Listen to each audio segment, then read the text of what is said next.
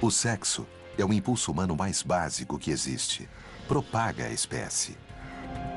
Nos conecta, dá prazer e permeia a nossa cultura. À medida em que expandimos o nosso habitat, incluindo a vastidão do espaço, estamos preparados para levar o sexo com a gente? O futuro da raça humana pode depender de uma única pergunta. Pode haver sexo no espaço? Quando o primeiro bebê nascer fora deste mundo, será um dia histórico para a humanidade. As pessoas vão se surpreender com a dificuldade em se fazer sexo no espaço. Já conhecemos o clube do sexo nas alturas. Este é o clube do sexo no espaço. Prepare-se para experimentar o sexo no espaço.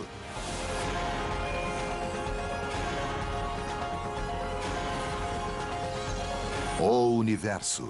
Sexo no espaço.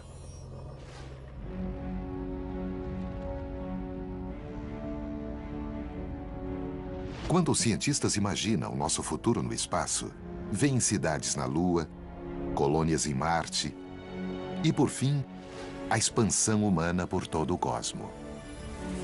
Se nós vamos ter que fazer o salto entre a espécie terrestre e a espécie celeste, o sexo e a reprodução farão parte desse salto. Mas em termos de fazer sexo no espaço, é mais fácil falar do que fazer. O inimigo número 1 do sexo no espaço são as leis da dinâmica de Isaac Newton. A terceira lei da dinâmica. Para cada ação, há uma reação igual e oposta. Se empurrarmos algo, ele nos empurra de volta. Então teremos de aprender uma nova lei do comportamento humano quando se trata de sexo no espaço.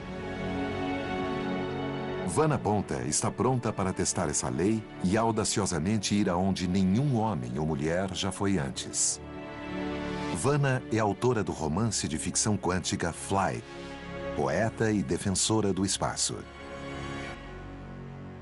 Um dia me disseram no trabalho, sabe, Vanna, algumas pessoas pensam no que vão almoçar amanhã e você está pensando centenas de anos no futuro. Hoje, em Las Vegas, Nevada, Vanna e seu marido, Alan Newcomb, estão trabalhando para se lançar no futuro da exploração espacial humana. Vanna e Alan estão ensaiando para o primeiro teste de uma roupa criada para facilitar a intimidade sexual na falta de gravidade do espaço. Vanna chama sua invenção de Two-Suit. O Two-Suit é uma roupa espacial que tem uma função a mais, pois ela pode ser aberta e fechada com velcro à roupa de um parceiro, com um tecido bem leve dentro que pode expandir. Vanna e Alan farão o primeiro teste do Two-Suit a bordo do G-Force One, um Boeing 737 modificado que reproduz o efeito da falta de gravidade. Quando montamos o interior do G-Force One, discutimos muitas coisas que poderiam acontecer dentro desse ambiente e sexo, intimidade, casais flutuando, com certeza foram algumas das coisas. Acho que o conceito do Two-Suit é perfeito, mas também acho que a filosofia por trás do pensamento de se criar uma roupa para duas pessoas é maravilhoso. Esta não é a primeira viagem de Vanna e Alan a bordo do G-Force One. Vanna foi convidada à viagem inaugural do avião em 2004.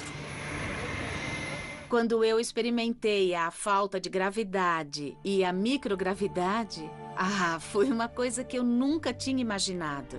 Podemos pensar no movimento físico e executar. Por exemplo, pensei em fazer uma cambalhota e não precisei me esforçar. Foi muito divertido. Mas ao tentar iniciar um momento íntimo com o marido, Vanna percebeu que faltava algo na experiência da gravidade zero. A intimidade física. Nós demos cambalhotas, giramos, voamos, fizemos diversas acrobacias, mas eu fiquei com a impressão de que com a gravidade zero não havia nenhuma atração. Sabe, é como se não pudéssemos, nós tínhamos de nos esforçar muito só para dar um simples beijo. Vanna viu uma necessidade futura e decidiu supri-la agora. imaginei o Two-Suit, que é uma roupa que podemos prender a nosso parceiro sem termos de nos esforçar para ficar próximos ou nos abraçarmos. Não é só para atividade sexual, mas para intimidade, a sensação de intimidade, da proximidade física, abraçar, se aconchegar, acariciar. Um par de protótipos do Two-Suit foram fabricados e serão testados exaustivamente 11 mil metros acima de Nevada. Errei! Estou muito empolgada por testar o Two-Suit. A ideia de criar o futuro é muito emocionante e comovente para mim agora. Ser casado com a criadora do Two-Suit é uma maravilha. Vanna é uma mulher inteligente e muito criativa. Além disso, é muito atraente.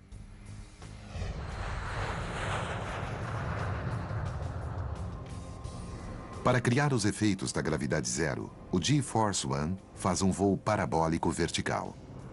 Enquanto o piloto arqueia a aeronave no pico da parábola, os ocupantes experimentam 30 segundos de falta de gravidade. É o mesmo efeito sentido em uma montanha-russa, quando o trem sobe até o topo e os ocupantes se erguem nos assentos. Durante o voo, o desafio de Vanna e Allen é completar uma manobra de acoplamento, beijar e se separar antes que o avião saia da parábola e a gravidade retorne. Vanna criou o Two-Suit para ser usado em voos espaciais de longa duração. Mas no G-Force One, ela e Allen terão menos de 30 segundos de falta de gravidade para testar a roupa. Minha nossa! Minha nossa! Durante as primeiras parábolas, Vanna e Allen se acostumam com a falta de gravidade. Aproveitem! Na terceira parábola, sua tentativa é interrompida por um grupo de passageiros desgovernados. Aproveitem! Nas próximas diversas parábolas, Vanna e Allen lutam contra o tempo e os caprichos da falta de gravidade para realizar uma acoplagem. Finalmente, na oitava parábola, uma acoplagem, um beijo e a desacoplagem. Gravidade normal. Diria que a missão foi um sucesso. Acho que o modelo é funcional e gostaria de testá-lo em condições mais prolongadas de gravidade zero, porque é o próximo passo. Estou contente e gostei muito do voo. O Two-Suit de Vanna é apenas um pequeno passo para que a humanidade colonize o universo. O salto gigante irá ocorrer quando procriarmos no espaço. O pouco que sabemos sobre reprodução e biologia de desenvolvimento no espaço nos sugere que haverá, com certeza, enormes problemas se a espécie tentar fazer um único salto de uma civilização terrestre para uma civilização sem gravidade. O primeiro problema é a gravidade zero, ou mais precisamente, a microgravidade. Quando há uma nave ou estação espacial em órbita da Terra, nós chamamos de microgravidade porque gravidade ainda está presente e continua a atrair em direção à Terra, só não é muito forte. Quando colocamos um humano em um ambiente de microgravidade, os ossos perdem cálcio, o coração fica preguiçoso, a pessoa perde massa, o músculo esquelético perde massa, a massa de glóbulos vermelhos diminui e se perde volume plasmático. O segundo problema é a radiação de alta energia. Partículas atômicas que preenchem o vácuo do espaço. É possível que a exposição à radiação provoque esterilidade. Isto tem sido visto em usinas nucleares e nas pessoas que trabalham próximas a altas doses de radiação. Na Terra, estamos protegidos por um campo magnético na atmosfera terrestre das partículas de radiação, mas no espaço elas podem se mover sem obstáculos até que atinjam o tecido humano. E quando isso acontece, podem matar a célula ou apenas danificá-la. Quando é danificada, parte de seu DNA é retirado. E a célula ainda vive e se reproduz, mas começa a sofrer mutação. É o mesmo que chamamos de câncer aqui na Terra. Para ver como a microgravidade e a radiação de alta energia podem afetar a reprodução sexual, os cientistas realizaram testes em animais no espaço. Estudos com animais são o primeiro passo antes que possamos levar uma mulher para o espaço para engravidar ou dar à luz. Então temos a concepção, o desenvolvimento de uma placenta, o desenvolvimento de sistemas orgânicos pré-natais e o processo do nascimento. Tudo isso é comum entre pequenos animais e seres humanos. O primeiro animal a se reproduzir com êxito no espaço foi o peixe Medaka, que voou no ônibus espacial em 1994. No estudo Medaka, os animais se acasalaram, puseram ovos e os filhotes nasceram no espaço, mostrando que todos os aspectos da reprodução são possíveis para o peixe. Mas somos mamíferos e há muitas fases complexas envolvidas no desenvolvimento de mamíferos, desde o início da concepção até o nascimento. Um estudo com ratos a bordo de uma missão espacial em 1995 apresentou um comportamento anormal nos recém-nascidos. Na primeira semana após o nascimento, os filhotes de rato não conseguiam se virar e ficar sobre as barrigas, o que é uma reação característica em ratos. Achamos que, por terem sido gerados na microgravidade, seu sistema sensorial foi pouco estimulado pela gravidade e, portanto, se desenvolveram de modo diferente no espaço. Outros experimentos apresentaram efeitos ainda mais severos. Os estudos demonstraram que os ratos machos que tinham voado no espaço, quando se acasalavam com fêmeas que não haviam voado, os filhotes apresentavam atraso no crescimento e até problemas de desenvolvimento, como hidrocefalia e anomalias nos rins. Os pesquisadores concordam que mais estudos com animais são necessários antes que se possa começar a estudar a reprodução humana no espaço.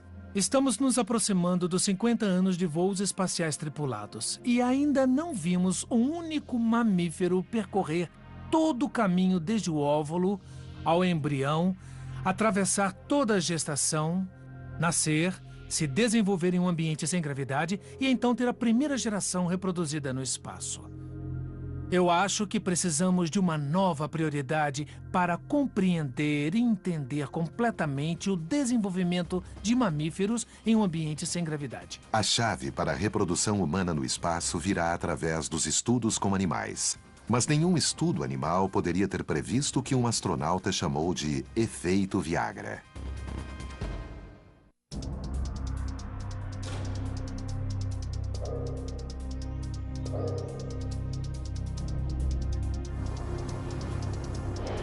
É o lançamento do ônibus espacial Discovery. A NASA e a Agência Espacial Russa declararam que não conduziram experimentos em sexualidade humana ou reprodução. Mas isso não significa que os cientistas não possam entender o que poderia ocorrer se um homem e uma mulher tentassem conceber uma criança no espaço. Se o homem não tiver uma ereção, a relação sexual é impossível. No entanto, de acordo com pelo menos um astronauta, estar no espaço produz o que ele chama de efeito Viagra.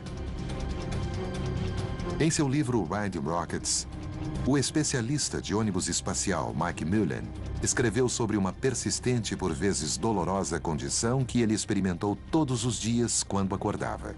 Os cirurgiões de voo da NASA acreditam que a redistribuição do sangue na microgravidade seja a causa. A mudança de fluido pode facilitar a relação sexual por parte dos homens. É algo interessante que temos de investigar. De fato, há indícios de que os homens tendem a ter ereções mais facilmente no espaço por causa da mudança de fluido. Conclusão: os homens precisam se preocupar menos com o desempenho no espaço do que na Terra. Sinceramente, eu não sei se os seres humanos teriam muita dificuldade com o ato sexual em si na microgravidade. Quero dizer, desde que houvesse o desejo. Temos uma pequena amostra de 4 membros da tripulação que disseram que o desejo sexual diminuiu em órbita. Isso está relacionado à diminuição dos níveis de testosterona.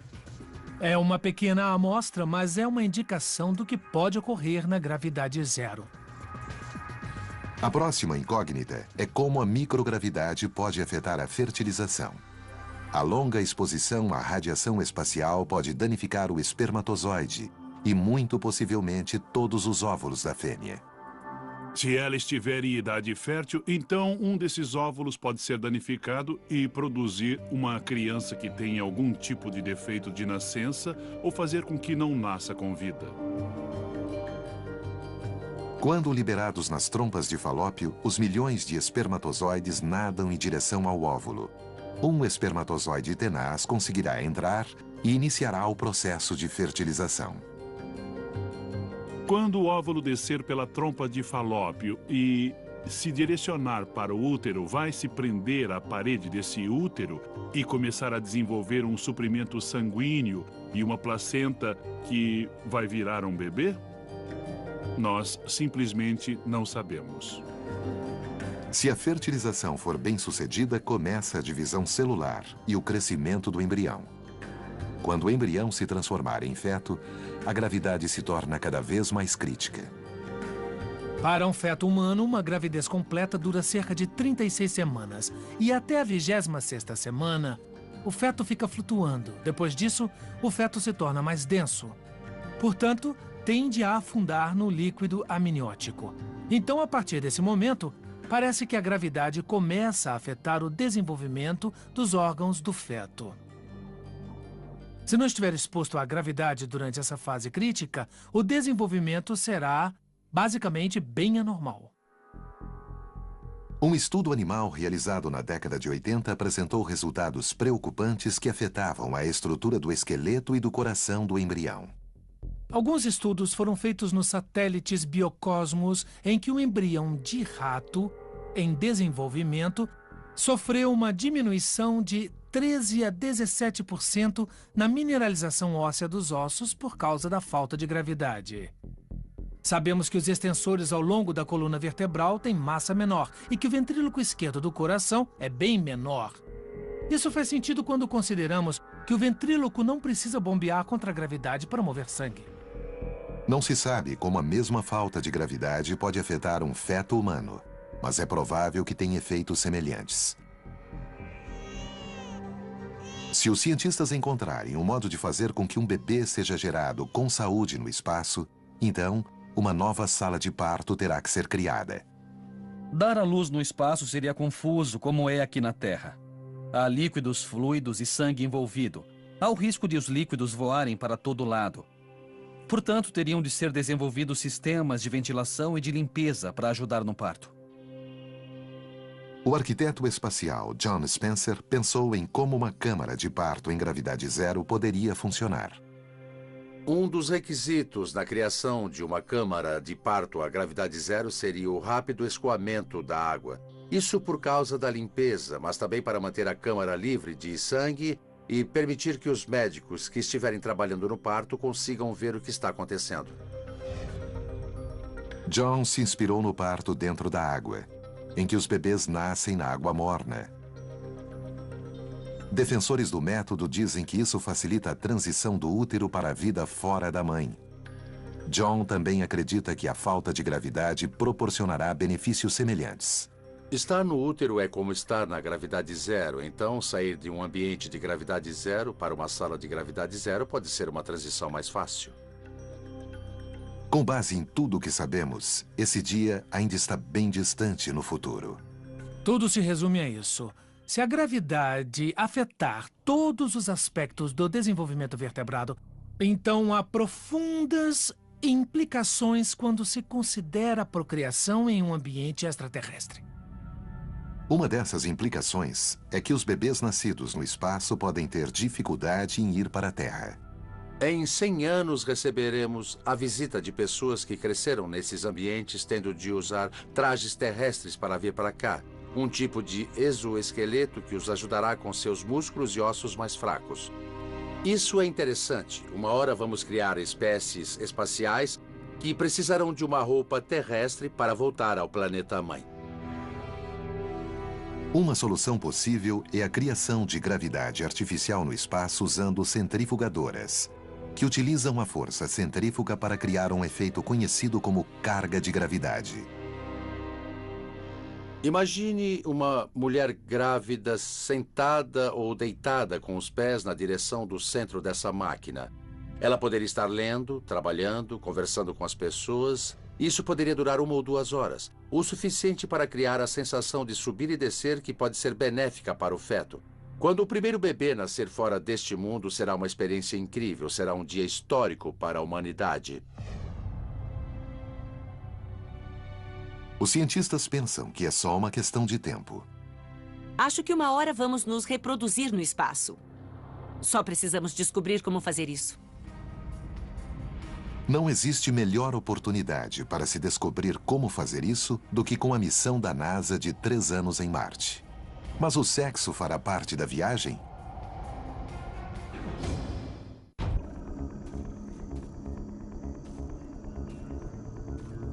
Há 65 milhões de anos, outra espécie dominava o planeta, como os seres humanos fazem hoje.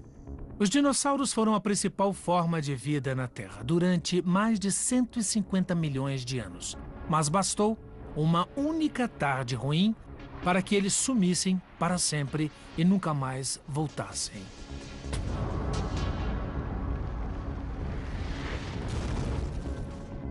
É muito importante para os seres humanos sair do planeta, porque se não fizermos isso, a Terra será um ponto único de falha.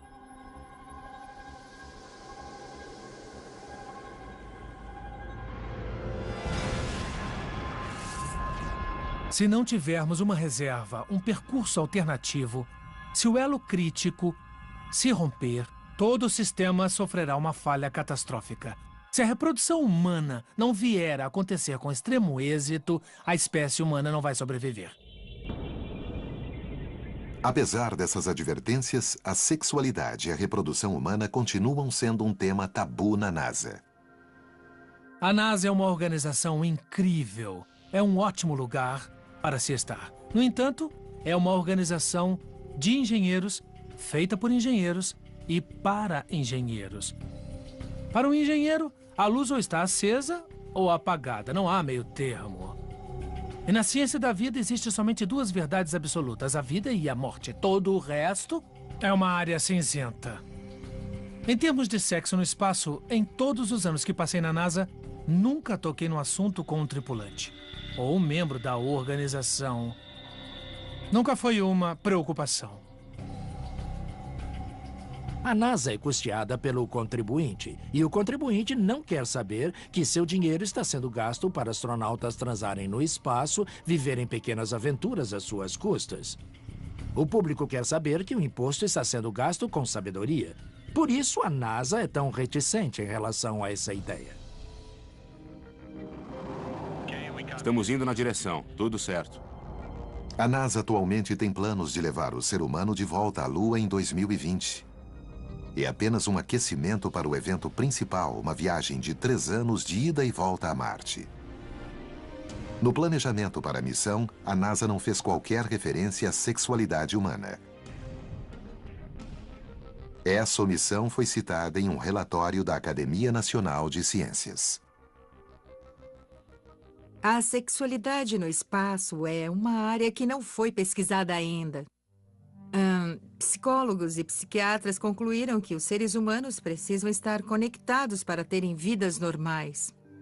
Precisamos estar psicológica e emocionalmente ligados.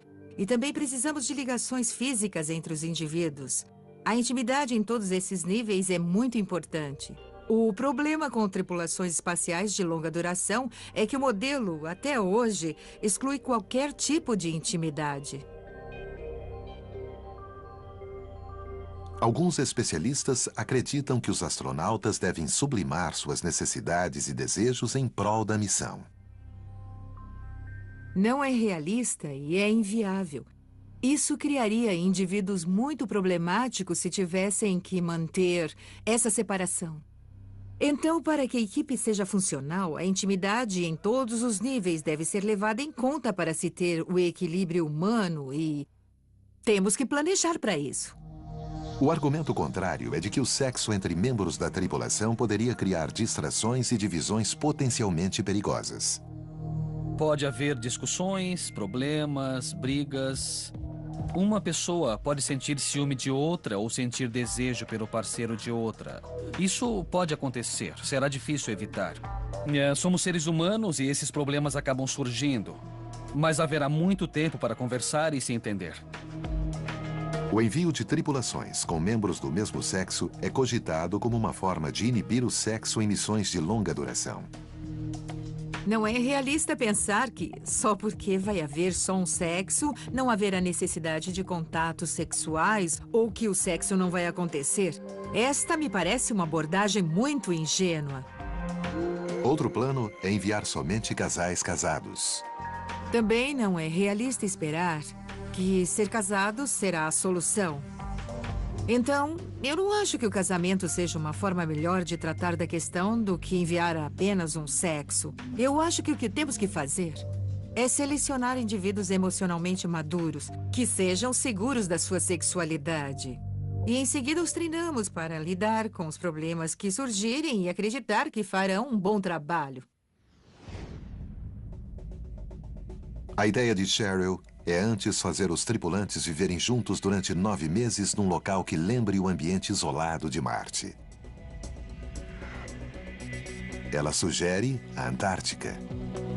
Uma das formas de testar isso é enviá-los à Antártica para viverem lá durante 9 meses. Nesse tempo, eles vão lidar com os problemas de convivência, vão tratar das questões de intimidade, vão descobrir se sentem atração por alguém e, se sentirem, como vão lidar com isso e como o grupo vai lidar com isso. Assim, quando forem enviados para Marte ou para a Lua, quando tiverem que morar nesses lugares, saberão o que esperar e saberão como lidar com isso. Eu acho que simplesmente assumir que eles são profissionais e que vão dar um jeito é uma receita para o desastre.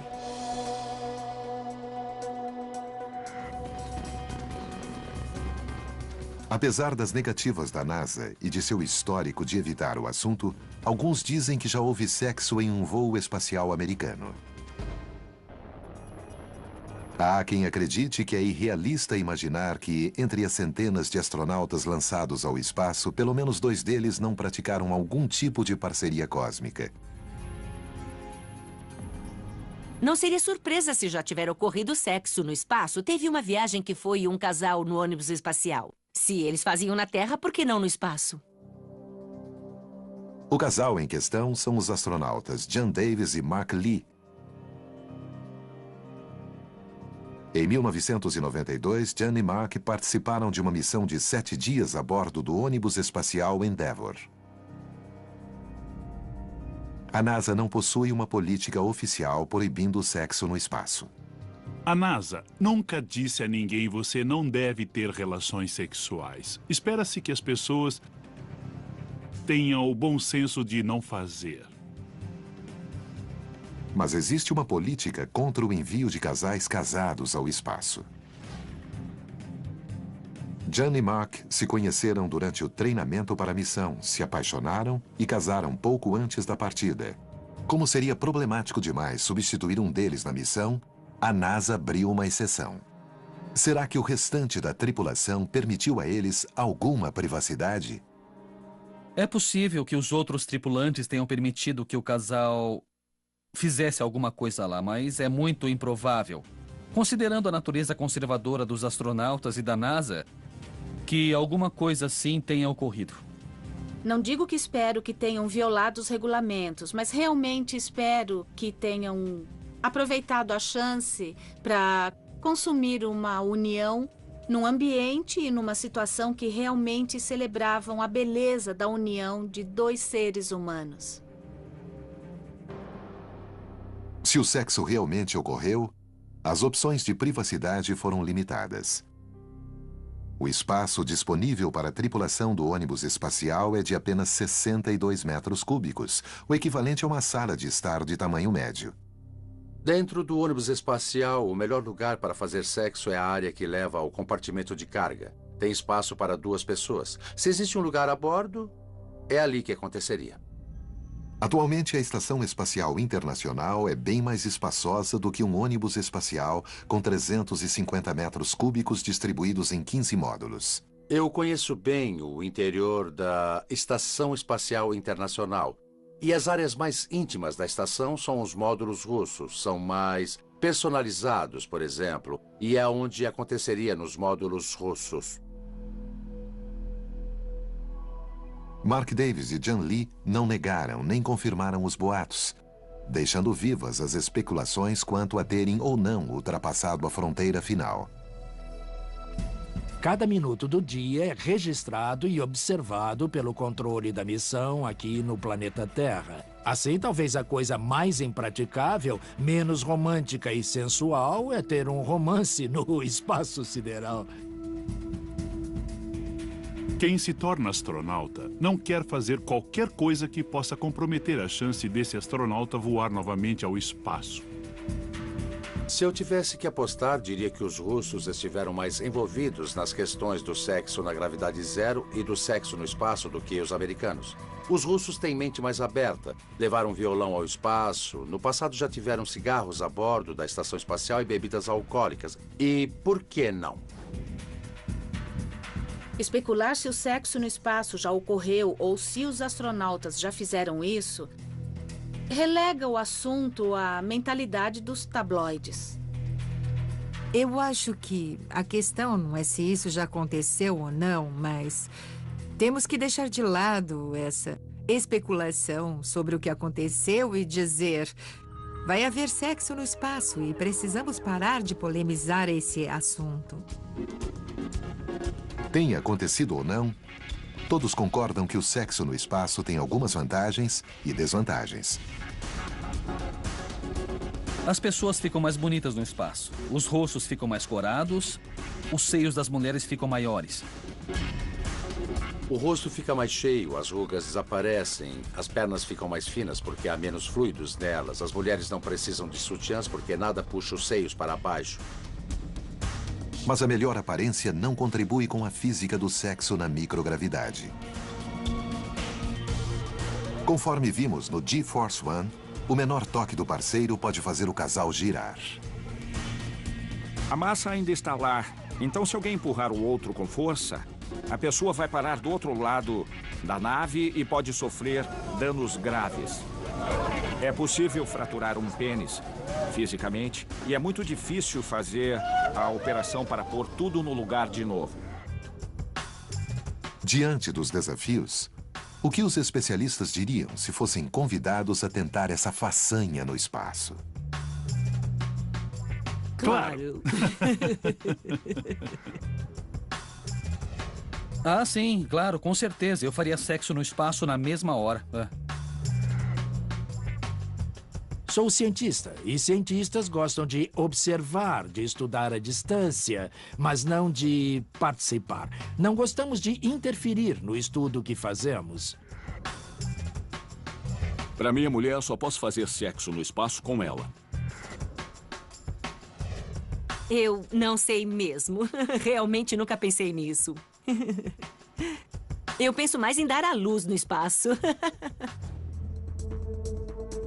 Já vimos a ideia de Vanna Bonta para se ter intimidade sexual em microgravidade. Outro método supostamente testado nos tanques usados pela NASA para treinar astronautas chama-se técnica dos 3 golfinhos. 2 golfinhos, às vezes, têm dificuldade para copular. Um terceiro pode apertá-los juntos para facilitar o processo de cópula. Isso poderia acontecer na gravidade zero. Uma terceira pessoa poderia ajudar ou mantê-lo no meio, num ambiente sem gravidade. O único problema é que ninguém contou aos golfinhos sobre a técnica dos 3 golfinhos. Biólogos marinhos afirmam que isso não acontece. Uma coisa sobre a qual todos concordam é que pelo menos um dos parceiros precisa estar preso. O que podemos ter são alças para as mãos e talvez para os pés, feitas com um material rígido, parecidas com aquelas barras que temos para nós nos apoiarmos na banheira. Qualquer mecanismo que restrinja o movimento, que de algum modo simule a gravidade, facilitaria a cópula no espaço. Poderia ser o velcro. E um dos dois poderia pôr a perna em torno de alguma coisa e se segurar com os joelhos. Acho que a engenhosidade humana vai criar uma coisa que não podemos adivinhar. Quando de fato pusermos as pessoas nessa situação, darão um jeito de fazer. E apoio para os pés parecidos com aqueles que usamos quando esquiamos na água. Para prender a parte de baixo. Para sexo no espaço, pode-se usar um cinto de segurança.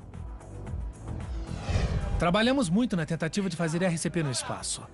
E se pensarmos bem, a ressuscitação cardiopulmonar é um ato igualmente complexo entre duas pessoas, certo?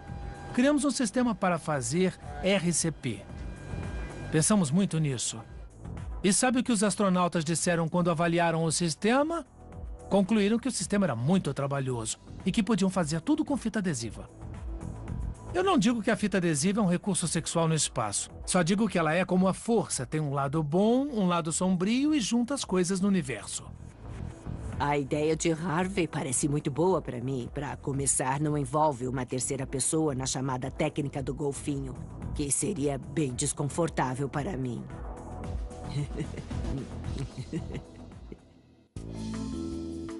As especulações sobre o sexo na microgravidade logo serão coisa do passado. Preparem-se para uma nova visão do futuro. Cortesia da indústria espacial comercial.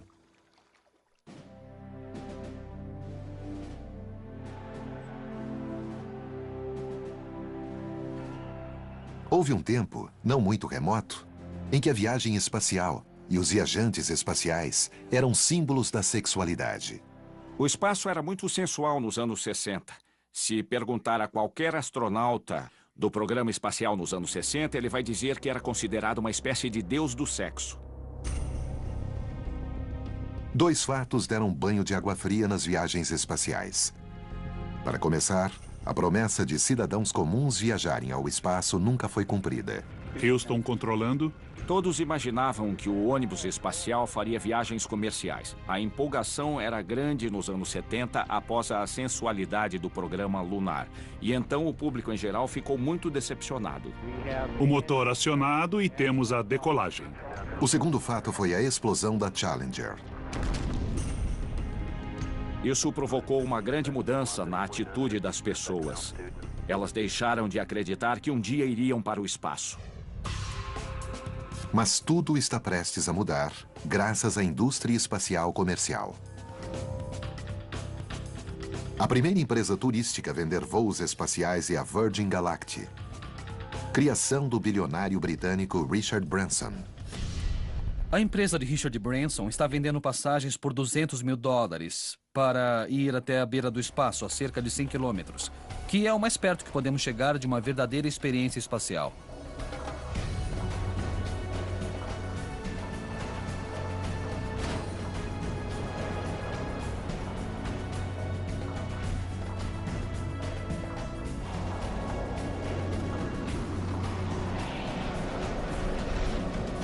Ainda faltam alguns anos para a viagem inaugural da Virgin Galactic.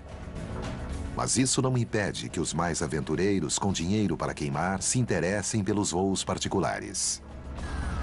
Me perguntaram sobre a possibilidade de uma lua de mel no espaço. E dessa forma de consumar o casamento no espaço. Essa é uma ideia que não adotaremos de início. Precisamos conhecer melhor todos os riscos que podem correr antes de pensarmos em permitir que um casal consume o casamento no espaço. Mas a questão é que há quem queira fazer isso. Por mais inovadora que seja a Virgin Galactic, não é nada se comparado ao que a Sociedade de Turismo Espacial está planejando. Já conhecemos o Clube do Sexo nas alturas. Esse é o Clube do Sexo no espaço. Temos superiates ou navios de cruzeiro em órbita da Terra ou circulando entre a Terra e a Lua, servindo de base para o verdadeiro turismo espacial. Estamos falando de entretenimento, diversão, bebidas, sexo, de todas as coisas mais loucas aqui. Vamos saltar para o ano de 2050 para ver o que um casal recém-casado pode ter em sua lua de mel a bordo do iate espacial projetado por John Spencer. Esta é uma maquete do iate espacial do John. Estou desenhando uma discoteca. que ficará aqui na seção central. Isto aqui será uma esfera. Imagine uma esfera gigante de 18 metros de diâmetro, totalmente de vidro ou de um material transparente, que permita ver em todas as direções. E teremos pessoas flutuando, dançando, navegando, fazendo todo tipo de coisas em nome do prazer e da diversão. Após uma longa noite dançando, bebendo e se divertindo, o casal quer um outro tipo de diversão. Na Terra, isso pode incluir um momento romântico numa hidromassagem. John Spencer imaginou uma hidromassagem espacial que ele chama de esfera quente. Imagine que o seu quarto é uma esfera e no centro dela existe uma água colorida aquecida. E você pode entrar nela se abraçando para fazer amor ou relaxar. A esfera será contida nesse formato pelo fluxo de ar.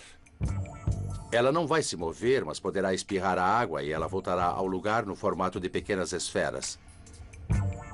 Depois de um mergulho na esfera quente, o casal segue para a suíte nupcial. Ali encontra a resposta de Sam à terceira lei de Newton, o túnel do amor. Vamos supor que esta é uma janela gigante, dentro da suíte nupcial. Temos uma vista panorâmica fantástica. E eles podem esticar isto aqui, que é chamado de túnel do amor. Tem iluminação dentro, é ventilado e pode ver que é forrado. A forração é macia e confortável para o casal ficar à vontade. Eles entram aqui e aí fazem amor no túnel do amor. O túnel do amor poderia se tornar um equipamento básico na segunda nave espacial da Virgin Galactic. Obviamente não é uma coisa para o início do turismo suborbital.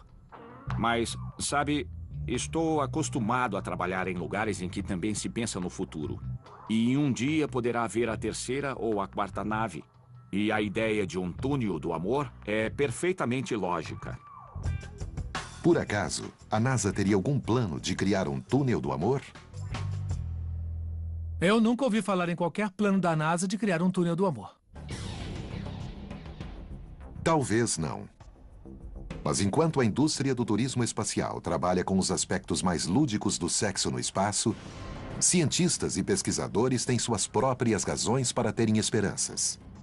Acho que o turismo espacial é a área em que o sexo no espaço será tratado de uma forma mais aberta. Esse será o ambiente em que o assunto será finalmente tratado sem pudores. É inevitável que aonde quer que o ser humano vá, o sexo acompanhe. Mesmo nos recantos mais frios do universo. A questão toda é que a exploração não envolve apenas lugares. Exploramos a nós mesmos, uma perspectiva de nós mesmos. E isso envolve a intimidade, o sexo, os relacionamentos. Somos filhos, não apenas da Terra, mas do universo. Portanto, como filhos, é nosso dever usar nossa capacidade máxima e nos espalharmos para outros planetas. Quem sabe o que vamos encontrar? Citando o poeta Dante, os céus giram sobre nós e nossos olhos continuam presos à Terra. O sexo faz parte da experiência humana. E aonde os humanos forem, o sexo também irá. É lógico, é racional, é assim que deve ser.